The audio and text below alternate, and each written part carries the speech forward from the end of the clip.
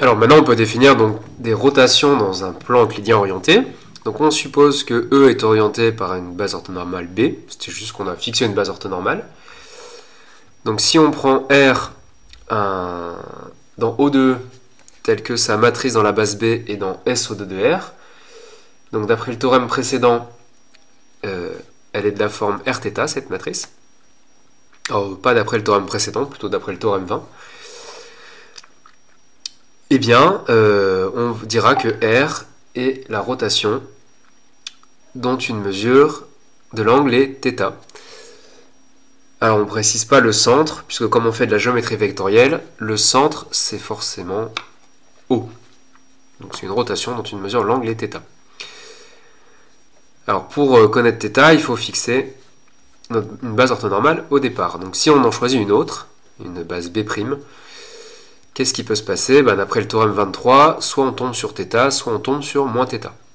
Donc l'angle de la rotation, il est unique au signe près, et le signe dépend du sens dans lequel vous avez orienté votre plan euclidien. Donc il faudra bien faire attention quand même. θ dépend du choix de votre base orthonormale. Alors oui, je disais que θ est unique, bien sûr c'était modulo 2π, donc il y a d'autres mesures pour l'angle de la rotation, ce sont tous les θ plus 2kπ.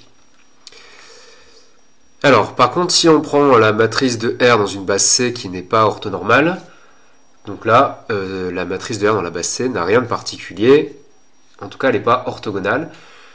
Bon, elle est quand même inversible, puisque R est un automorphisme, mais elle n'est plus forcément orthogonale, il faut que la base soit orthonormale. Et donc, si elle est orthonormale directe, vous trouvez Rθ. Si elle est orthonormale indirecte, vous trouvez R de moins θ. Donc ça, une autre façon de le dire. On peut voir que cos θ, c'est la trace de R divisé par 2, puisque la trace de R, c'est la trace de sa matrice. Donc la trace de Rθ, c'est 2 cos θ. Et donc, on voit ici que ça dépend que du choix de R, ça ne dépend pas de la choix de la base orthonormale. Alors ça, on peut le comprendre, puisque si on remplace θ par moins θ, on ne change pas le cosinus, puisqu'il est pair. Par contre, sinus θ, si vous remplacez θ par moins θ, ça change de signe. Et donc, sinus θ, lui, va dépendre de l'orientation que vous avez choisie.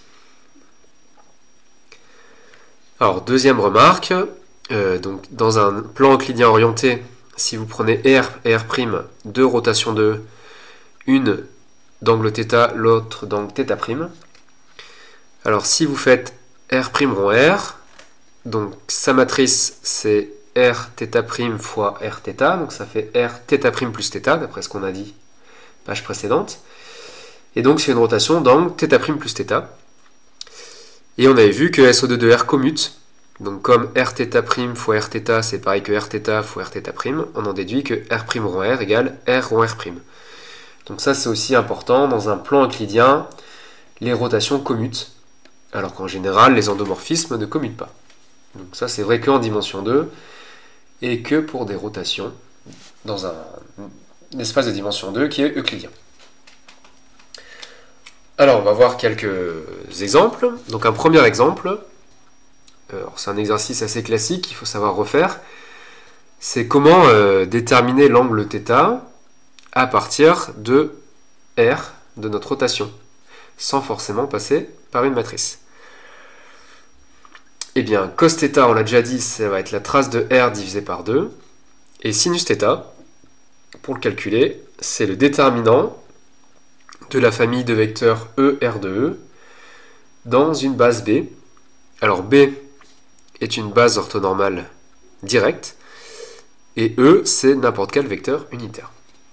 Donc une fois qu'on connaît cos θ et sinus θ, on est ensuite capable d'identifier θ. Donc on va démontrer ceci.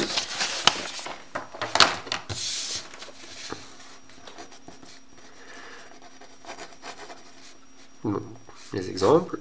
Le premier, donc on prend E orienté par une base orthonormale. Bon. On ne lui a pas donné de doigt cette base orthonormale parce qu'elle ne va pas intervenir. Et ensuite R a un automorphisme orthogonal qui est une rotation d'angle θ.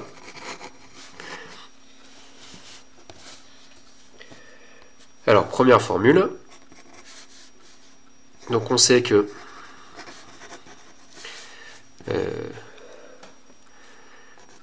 si B est une base orthonormale directe de E, la matrice de R dans la base B, ça va être Rθ. Et donc la trace de R, c'est la trace de cette matrice. Donc on a vu que la trace était invariant par similitude. Donc là on peut mettre n'importe quelle base, ça donne la formule. Bon, ici on a pris une base orthonormale directe. Alors comme c'est une base orthonormale directe, ça fait la trace de Rθ, et ça c'est 2 cos θ. Et donc on obtient que cos θ c'est 1/2 de la trace de notre rotation. Et donc ça ne dépend pas de l'orientation. Alors pour le sinus, donc on se donne encore B, une base orthonormale directe, et E, un vecteur unitaire, c'est-à-dire de norme 1. Et donc on va calculer le déterminant dans la base B de la famille E, R2. Alors pour ça, il faut représenter matriciellement E et R2 dans la base B. Alors, allons-y. Donc E, c'est coordonné dans la base B. On va écrire que la matrice de E dans la base B, donc c'est une matrice colonne, qu'on va noter x1, x2, où x1, x2 ce sont des réels. Et alors la matrice de R2 dans la base B, donc par un théorème de PCSI, c'est la matrice de R dans la base B fois la matrice de E dans la base B. La matrice de R dans la base B, donc comme précédemment, c'est Rθ. Ça ne dépend pas du choix de B puisqu'elle est directe. Et là, c'est x1, x2. Et donc ça fait cos θ x1 moins sinus θ x2 sin θ x1 plus cos θ x2.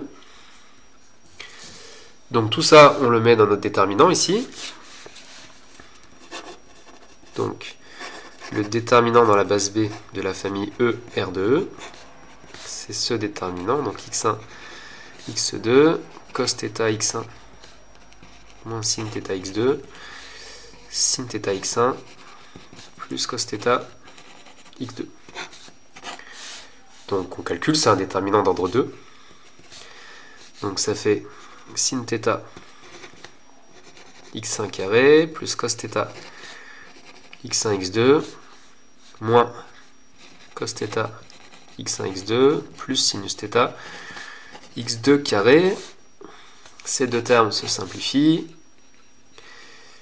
Et là je peux mettre sinus θ en facteur, ça fait sinus θ x1 carré plus x2 au carré.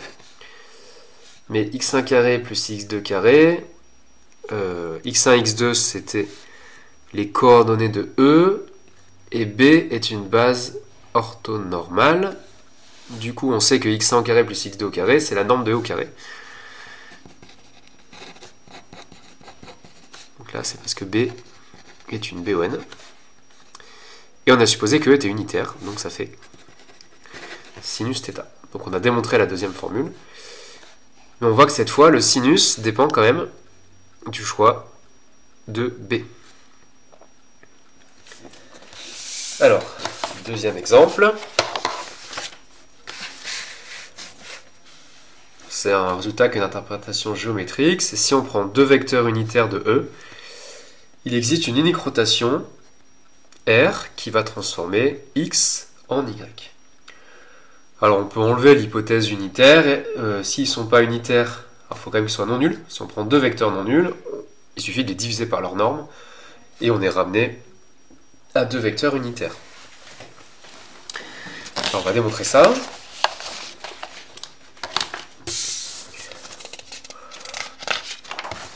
Donc le deuxième exemple.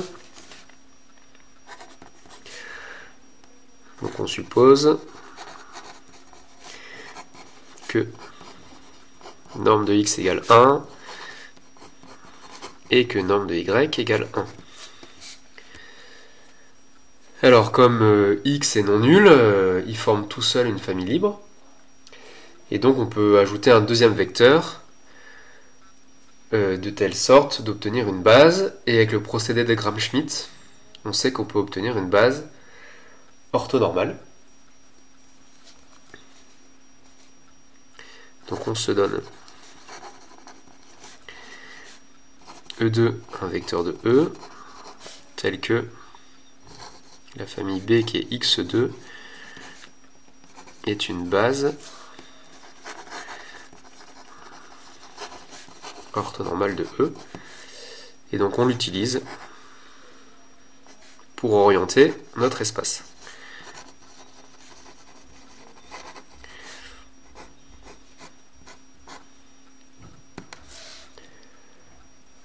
Alors, pour montrer qu'il existe une unique rotation telle que R de x égale y, on fait par analyse synthèse. Donc, analyse. Donc, on suppose qu'il existe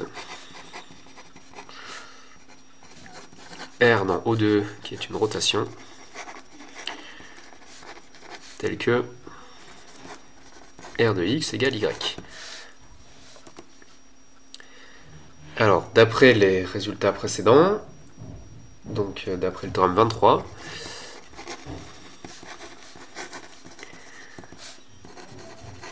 la matrice dans notre base B de R, c'est Rθ, point réel θ. Donc θ, c'est une mesure de l'angle de notre rotation, une fois qu'on a orienté notre espace avec une base orthonormale. Donc c'est-à-dire c'est cos θ moins sinus θ, sin θ, cos θ. Et donc notre base ici c'est x E2, donc là la première colonne c'est R de x, R de E2 par rapport à x et E2. Donc on a R de x, c'est cos θ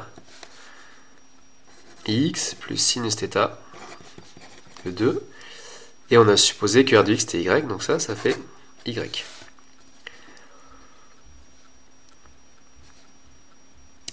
Et donc cos θ et sinus θ, c'est les coordonnées de y dans la base B.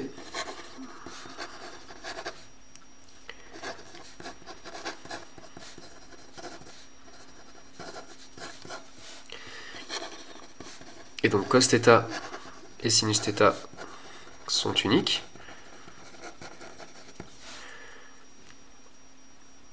Puisque si y est fixé, ça fixe ses coordonnées, donc ça fixe cos θ et sinus θ, et donc θ est unique. Voilà. Donc là, il n'y a qu'une seule valeur de θ possible. Alors la synthèse maintenant. Oui, là, j'ai peut-être pas tout à fait fini de conclure. Donc si θ est unique, bien sûr, la rotation R est unique, puisque sa matrice dans une base fixée est imposée par la valeur de θ. Alors c'est unique modulo 2π. Donc si la rotation existe, elle est unique. Ensuite, donc, la synthèse. Donc on va noter la matrice de y dans la base B sous la forme AB. Alors comme B est une base orthonormale, la norme de y au carré, ça fait a carré plus b carré. Et on a supposé qu'y était de norme 1, donc on a 1 égale a carré plus b carré. Donc il existe un θ tel que A c'est cos θ et B c'est sinus θ. Alors on définit une R, on va mettre dans L de E, tel que sa matrice dans B c'est Rθ. Alors comme B est une base orthonormale directe, elle est directe parce que c'est elle qui oriente l'espace, et comme la matrice de R dans cette base orthonormale directe c'est Rθ, on en déduit que R appartient au de E, et R est une rotation.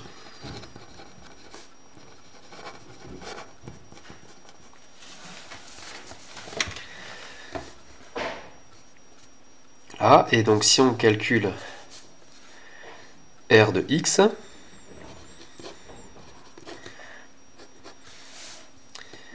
alors ça fait la matrice, alors on va passer par les matrices, donc la matrice dans B de R de X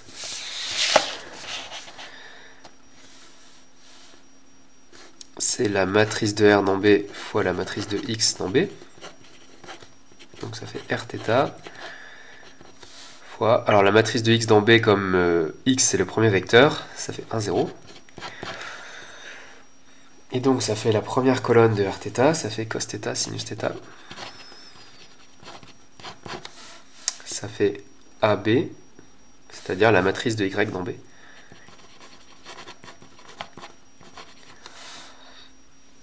Et donc comme R de X et Y ont même matrice dans la base B, on a donc que R de X est égal à Y. Et donc on a bien prouvé l'existence d'une telle rotation. Et dans l'analyse, on a éprouvé l'unicité si elle existe. Donc il y a bien existence et unicité. Alors dernier exercice pour manipuler ces notions. Donc on prend R, une rotation de R carré euclidien canonique, orientée donc par la base canonique, et on suppose qu'une mesure de l'angle de notre rotation c'est θ. On demande de trouver θ pour que R cube plus R carré plus R, ça donne 0.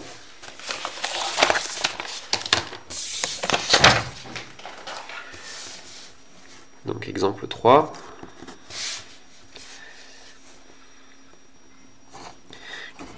Alors on a R cube plus R carré plus R égale 0. Donc si on passe matriciellement dans la base canonique qui oriente l'espace,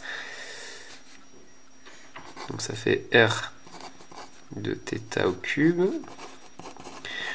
plus R θ de carré plus Rθ égale 0,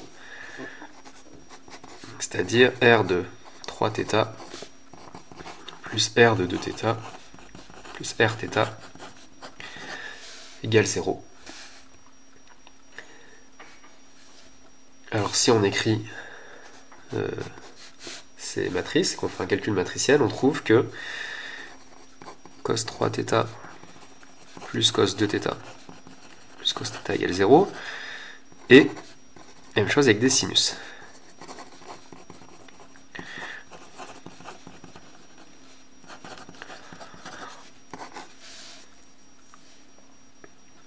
Alors là, donc plutôt que faire de la trigonométrie, on est typiquement dans un cas où c'est intéressant d'utiliser l'exponentielle complexe. Donc ça c'est équivalent à dire, donc ça c'est partie réelle égale 0, partie imaginaire égale 0, et donc c'est EI 3θ plus EI 2θ plus EI θ égale 0. Donc la première ligne c'est la partie réelle de ça, et la deuxième ligne c'est sa partie imaginaire. Et ça donc on peut voir ça comme une somme géométrique. Alors déjà on peut diviser par EIθ parce que ça s'annule jamais.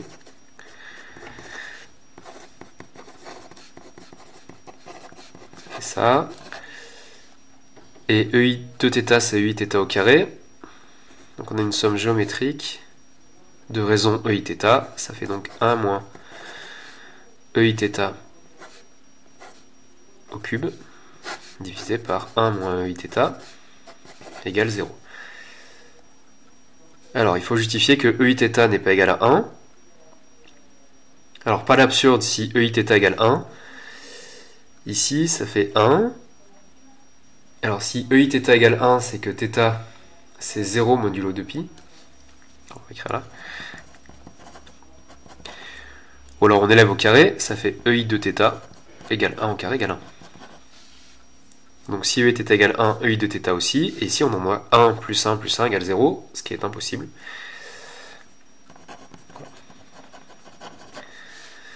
Donc, on peut supposer, sans perte de solution, que EIθ n'est pas égal à 1. Puisque ceci empêche que EIθ soit égal à 1. Et donc on peut écrire ça. Alors, une fraction est égale à 0 si le numérateur est égal à 0, et ça fait donc EI3θ est égal à 1. Donc 3θ égale 0 modulo 2π. Et donc θ égale 0 modulo 2π sur 3. Et donc si on veut revenir modulo 2π, ça fait θ égale 0 modulo 2π, ou θ égale 2π sur 3 modulo 2π, ou θ égale 4π sur 3 modulo 2π. Et donc, il y a 3 rotations possibles. Celle d'angle 0, donc c'est l'identité, celle d'angle 2π sur 3, et celle d'angle 4π sur 3.